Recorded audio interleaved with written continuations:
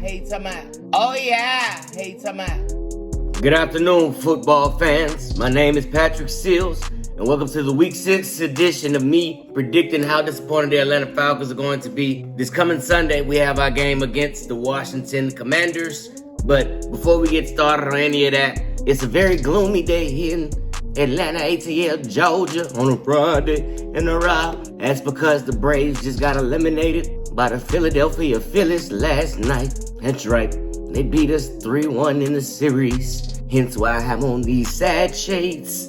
Because I'm in mourning right now. I'm wearing all black because I'm in mourning right now. That's right. The Braves had over 100 wins, man. And I'm gonna be honest, I'm not even a baseball person. I don't even usually be reacting to baseball games and whatnot, man. But I'm gonna be honest, I truly and dearly feel this loss right here, man. Because I've been seeing on Twitter all season long how the Braves been smashing, crashing, and dashing everybody throughout the season. And to get here in the playoffs and lose the first game, get a first round bye, and lose the first series to the Philadelphia Phillies, the same team we lost to last year, Mike, it don't feel too good. Because I remember when we did win that World Series, I was right there in the little 5 points, and it just felt amazing. And it's very sad to know that that same feeling will elude us this year, baby.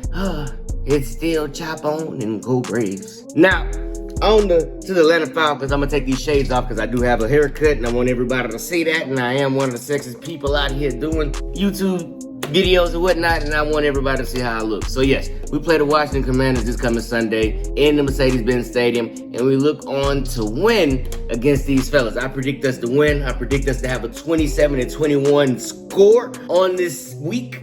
I predict us to win, man. They quarterback Sam Howell. He's a very new quarterback here in the NFL. And we're going to see how he handles against this stout Atlanta Falcons defense. Because that's right, we do have one of the top-ranked defenses in the league. We have a top 10 defense in scoring and pass defense. That's right. Even though we don't get too many sacks, when it comes to this Falcon football, we do stymie and buffle a lot of opposing offense, man. It's crazy to watch. A lot of people can get in between the tackles, the 20 and 20 yards on us. They can move the ball. But trying to score those touchdowns, they're very elusive. We're just saying that against C.J. Stroud, he was able to move the ball and get field goals and whatnot, but scoring touchdowns, he only got one in the last quarter of the game. Now, speaking of injuries, this is a bad transition. Caleb McGarry has been limited in participation this whole week. He, of course, exited the game this past Sunday and was replaced by Storm Norton. And Storm Norton, I'm going to say I'd rather have him play for us because Caleb McGarry has been getting eaten up this whole season. I don't know if Caleb McGarry has been having nagging injuries problem this whole season so far in this the first time it comes to light,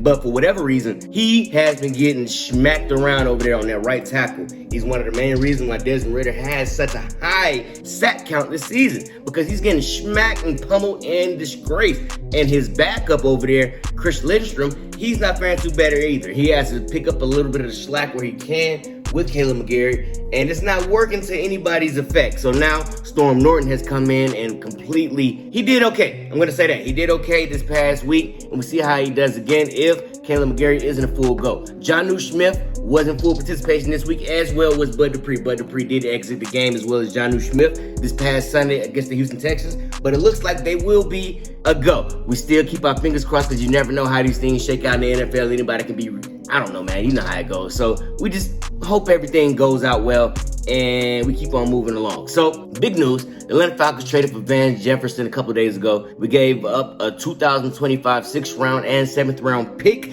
for Van Jefferson. Van Jefferson comes from the LA Rams. He has won Super Bowl with the LA Rams. He was a deep threat. Of course, he did have Cooper Kupp to help take a little bit of the slack off of him, but he adds a much-needed veteran presence on his wide receiver team for the Atlanta Falcons, man. Yes, that's right. The Atlanta Falcons are very young in the wide receiver department. We have Drake London. We have Holland Mack. Wide receiver number 2. That's what I'm talking about. Wide receiver number 2. Then we have Amadeus Zaccheaus, Cordell Hodge.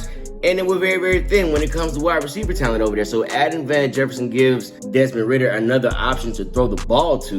And so we hope that he can mesh in with this Falcon football. Now, of course, we just got him. So don't be looking for him to get 100 targets this coming Sunday. It's not going to happen. He just got here. He may, I don't know. I'm not going to say he's a genius, but his chance of learning the Falcons playbook within the chances of him getting here 2 days ago is not going to be extremely high. So if he does get into the game, look for him to make small, minute contributes here and there, because we have to remember, we're still trying to figure out how to get Cordell Patterson involved in his offense again. We could throw him the ball 1-2 times, but that's not enough. I need Cordell Patterson to be getting the ball a lot. Now, of course, we do have the alien known as Bijan Robinson, and we hope he has 1,000 yards rushing and 1,000 yards receiving this particular Sunday and 10 touchdowns. Now, of course, let's talk about another person here. Chase Young. That's right. We're going to talk about the 2020 NFL NFC Rookie of the Year on defense in Chase Young. Chase Young has only 12 sacks in his whole entire career. He has been in the league this is his 4th year coming up, and he only has 12 sacks. This person was looked as the future franchise player on defense for the Commanders, and to me, he's looking like a one-hit wonder. If anybody wants to sit here and call Kyle Pitts a bust, one-hit wonder, whatever you want to call it, you have no choice but to acknowledge Chase Young has not lived up to the potential that everybody put on this young dude, man. He only has 12 sacks in his career. 7 of those came from his rookie season. So that means in the past couple years, he's only combined of 5 sacks. Chase Young, we hope you don't get it going on us this week.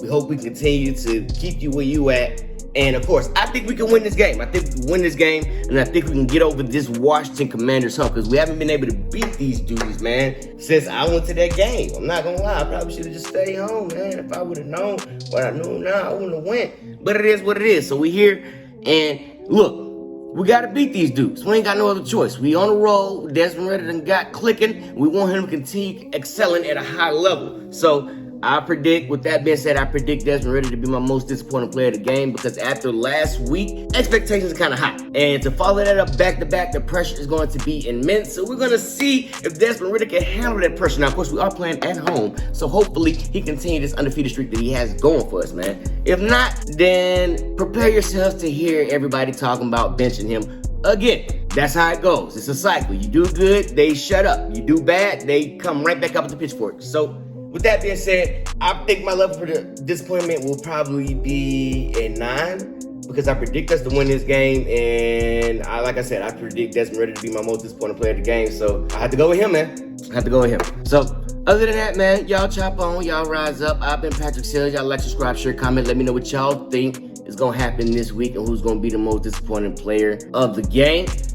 I've been Patrick Seals. I see y'all when I see y'all, man. Peace. ED.